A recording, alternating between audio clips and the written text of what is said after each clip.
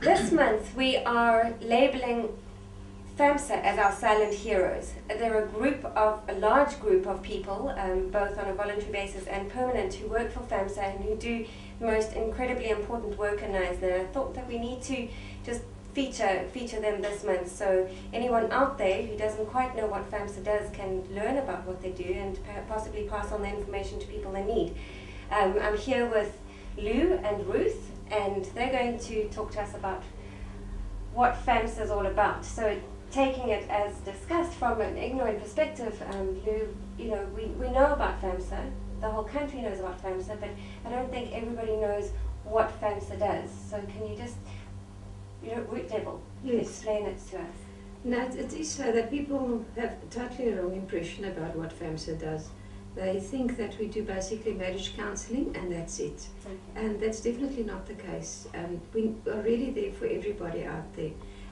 We've taken from the perspective that you might not be married, but you are in some form of relationship, whether it be with a partner, with an employee, with a child. You are somewhere in a relationship, and as a result of that you might be having difficulties. Right.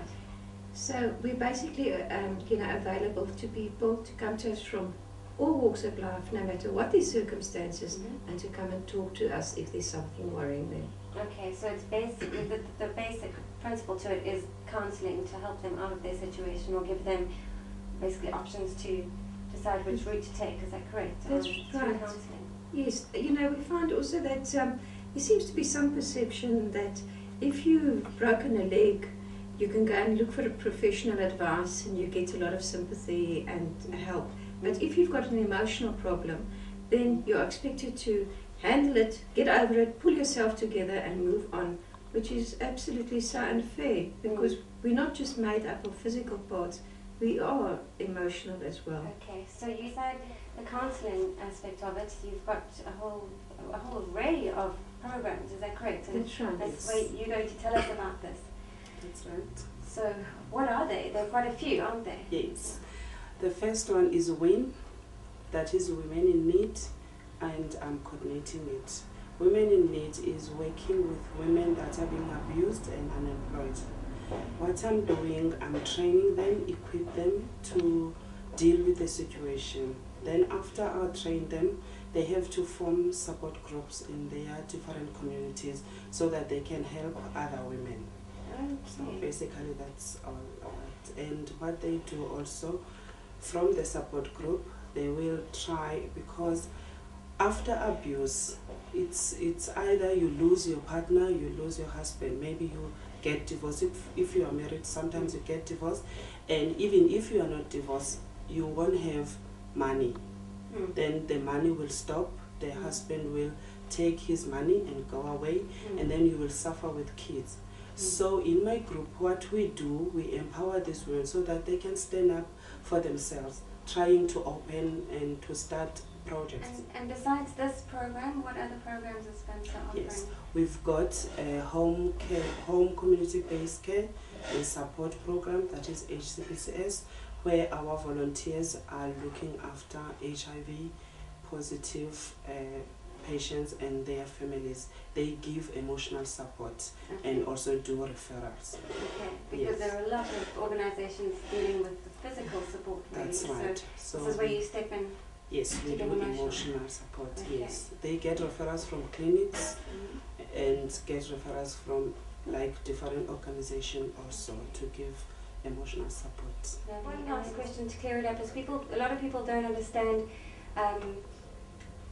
the cost of receiving help from FAMSA, and I think use this opportunity to explain that obviously every organisation needs to survive, and if you receive funding externally, it would be nice to know about that as well, but then also what people are expected to basically pay when they come here, because it might stop people from coming if they know that they have to. Yes. It might not if they know how it works. Yes. Now, we do encourage people to make some contribution, but the fee we charge is very small. It's based on the person's monthly income, works on a sliding scale. Okay. And what we say to people that if you can't pay, just speak to us. That's fine. We'll see what we can do. But what I really want to add as well is that if people have any kind of problem, that they please contact our office. Don't think about it, you know. People are very often embarrassed about having a personal problem and want to keep back and so on. And we want to say to people, come forward. And they can just phone the office. They will come in. What basically happens is Anne, who sits up front, she will just ask, you know, what is the basic problem? So all you need to say is, I've got a relationship problem, I've got a marriage problem, I've been through trauma, and she sets you up with a counsellor that would be appropriate. We also take into consideration language preference, so it's important that people can express themselves in their language that they are comfortable in. So we've got counsellors in all 3 official languages.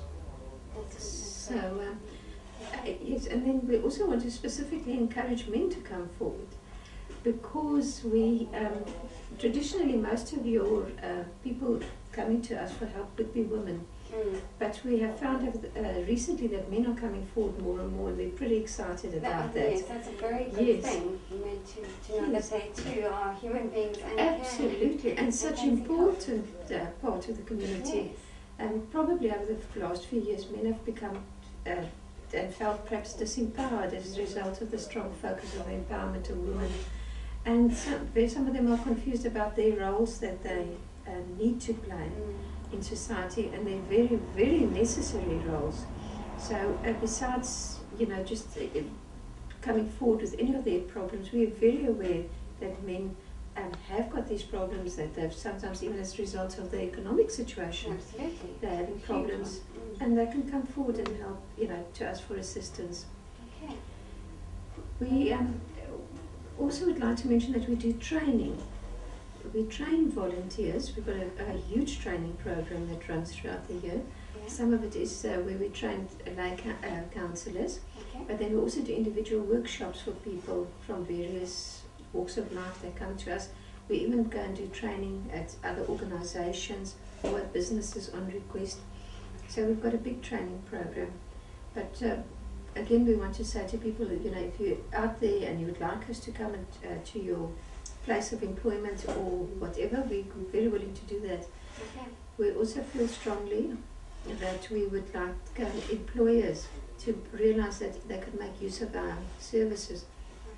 If we came to them and presented small workshops, and from there anybody that's got a problem could come to us for an individual counselling, we guarantee them a more positive workforce that can be much more productive and that will be an asset to their business. That makes sense.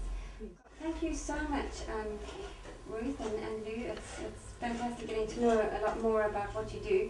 We're going to leave all the FAMSA details at the end of this insert now. So if you are wanting to become a volunteer, needing training, or just simply needing help, please don't hesitate to contact them. Thank you again. Yes. Thank you very much. Thank you.